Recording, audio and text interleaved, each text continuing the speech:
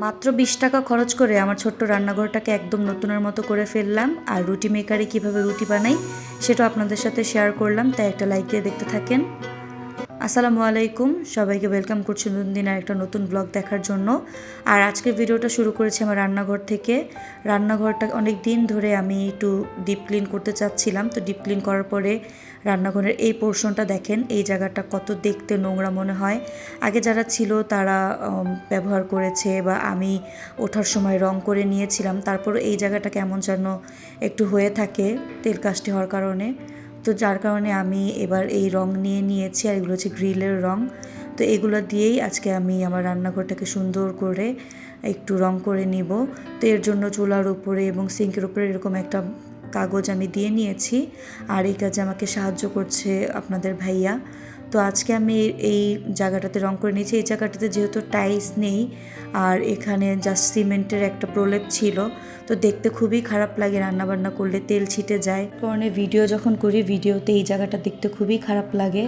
এই জন্য আজকে এই জায়গাটা রং করে নিচ্ছি, একই সাথে রান্নাঘরের গ্রিলগুলো রং করে নিব।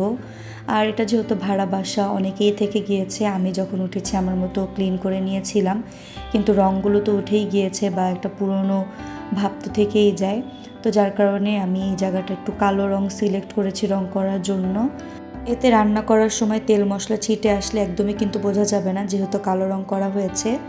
তো এই নিচের রংটা করার পরে এরপর আপনাদের ভাইয়া আমাকে গ্রিলগুলো রং করে দিয়েছে, আর আমি সুন্দর মতো মুছে এরপরে যেভাবে এই লতাটা দিয়ে সাজিয়ে নিয়েছি। আর রং করার পরে পুরো রান্নাঘরের এই জানালার পোর্শনটা দেখতে একদম নতুনের মতো লাগছিল।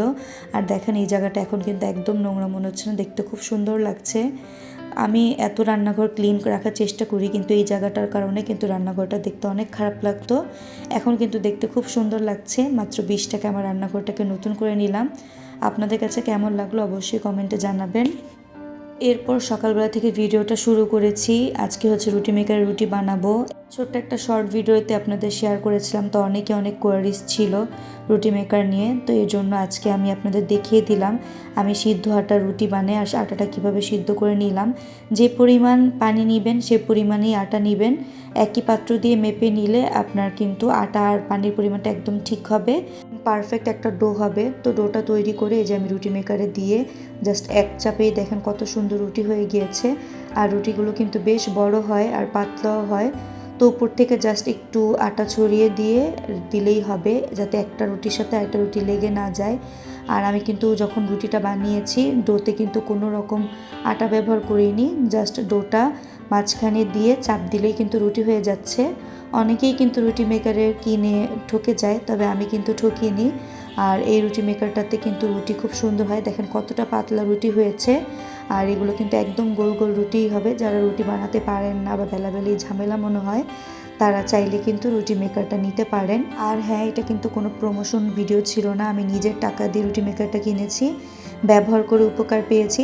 আর আপনারা যেহেতু অনেকেই আমার ভিডিওগুলো দেখেন, আমার ফ্যামিলি মেম্বাররাও দেখেন, তো তাদের জন্যই আমি রিভিউটা শেয়ার করলাম। যাই হোক, রুটি বানানোর পরে এখন একটা ডালের চচ্চড়ি করব। আর এভাবে ডাল রান্না করে রুটির সাথে খেতে আমার খুব ভালো লাগে। আর এর জন্য আজকে মুগ ডাল হাতে মাখিয়ে রান্না করে নিলাম, খুবই অল্প তেল দিয়ে। জাস্ট পেঁয়াজ, কাঁচামরিচ, রসুন আর হলুদ মরিচের গুঁড়া দিয়েছি, এরপর হাতে মেখে বসিয়ে দিলাম। আর যেহেতু খুব অল্প তেল দিয়েছিলাম, তাই এখন পরিমাণ মতো তেলে পেঁয়াজ কুচি আর রসুন কুচি আর একটা শুকনো মরিচ দিয়ে ভালোভাবে ভেজে নিচ্ছি। আমি ডালটা হচ্ছে এখন সম্বার দিব। তো এই যে ডালটা কিন্তু সম্বার দেওয়ার পর হয়ে এসেছে। আর এই ডালটা রুটির সাথে খেতে খুবই ভালো লাগে। খুবই অল্প সময়ের মধ্যে আমি কিন্তু ডালটা রান্না করে নিচ্ছি, এবার রুটিগুলো ভেজে নিচ্ছি। যারা ভাবেন রুটি মেকারে রুটি বানালে একদমই ফুলতে চায় না, তো এই যে দেখেন আপনাদের জন্য কিন্তু আমি একটা রুটি ভেজেও দেখাচ্ছি কত সুন্দর ফুলকো ফুলকো রুটি হয়। আর আমার বানানো আজকে প্রত্যেকটা রুটিই কিন্তু এরকম ফুলকো হয়েছিল। এখন সকালের নাস্তাটা সব রেডি করে নিয়েছি, আর আজ সকালের নাস্তাটা করতে করতে আপনাদের কাছ থেকে বিদায় নিয়ে নিব। সবাই ভালো থাকবেন, আল্লাহ হাফিজ।